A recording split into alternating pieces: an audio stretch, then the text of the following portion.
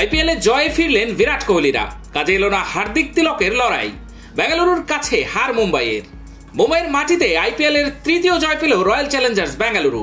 প্রথমে ব্যাট করে বেঙ্গালুরু করে 5 উইকেটে 221 রান, জবে মুম্বাই ইন্ডিয়ান্স করল 9 উইকেটে 209 রান। 12 রানে জয় পেল বেঙ্গালুরু। 2015 সালের পর প্রথমবার ওয়াংখেড়ে স্টেডিয়ামে মুম্বাইকে হারালো তারা। লড়াইটা হতে পারত বিরাট কোহলি বনাম রোহিত শর্মার, সম্ভাবনা একটা তৈরিও হয়েছিল, কিন্তু যশ দয়ালের একটা বল সব শেষ করে দিল। রান তাড়া করতে নেমে আগ্রাসী মেজাজে রোহিতকে আউট করে দিলেন। সাজঘরে ফেরার আগে রোহিত করেছেন 9 বলে 17 রান, 2টি 4 এবং 1টি 6 উপহার দিয়েছেন ঘরের মাঠের দর্শকদের। তার আগে কোহলি খেলে গিয়েছেন 42 বলে 67 রানের ইনিংস। 8টি 4 এবং 2টি 6-এর সাহায্যে বন্ধুর জন্য মঞ্চ সাজিয়ে দিয়েছিলেন। রোহিত পারলেন না সুযোগ কাজে লাগাতে। সোমবার আইপিএলে মুম্বাই ইন্ডিয়ান্স রয়্যাল চ্যালেঞ্জার্স বেঙ্গালুরুর ম্যাচের আর এক আকর্ষণ ছিলেন জসপ্রীত বুমরাহ। চোট সারিয়ে 92 দিন পর প্রতিযোগিতামূলক ক্রিকেটে ফেরা বুমরাহ কেমন বল করেন তা নিয়ে আগ্রহ ছিল ক্রিকেট প্রেমীদের। বুমরাহ হতাশ করেননি, উইকেট না পেলেও 4 ওভারে 29 রান দিয়েছেন তিনি। মুম্বাইয়ের বোলারদের মধ্যে ওভার প্রতি সবচেয়ে কম রান খরচ করেছেন। দেখে মনেই হয়নি 3 মাসের বেশি সময় পর ক্রিকেট খেলছেন। লড়াই ছিল আরও একটা, হার্দিক পান্ডিয়া এবং ক্রুনাল পান্ডিয়া। ভারতীয় ক্রিকেটের খ্যাতনামী 2 ভাইয়ের লড়াই জমল না। হার্দিক বল হাতে 45 রান দিয়ে 2 উইকেট নিলেন। ক্রুনালকে ব্যাট করতে নামতেই হয়নি। ম্যাচের দ্বিতীয় ভাগে দাপট দেখালেন হার্দিক। ক্রুনালের বলে পরপর 2টি ছক্কা মারলেন।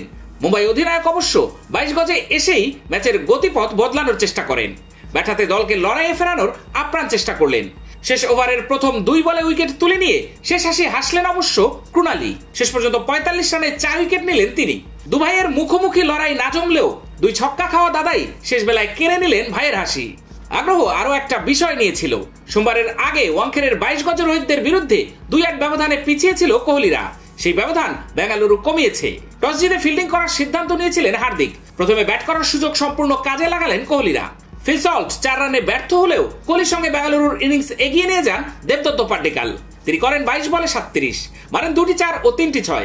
অধিনায়ক রজত পতিদার এবং জিতেশ শর্মাও ভালো খেলেন। পতিদারের ব্যাট থেকে আসে 32 বলে 64 রানের ইনিংস।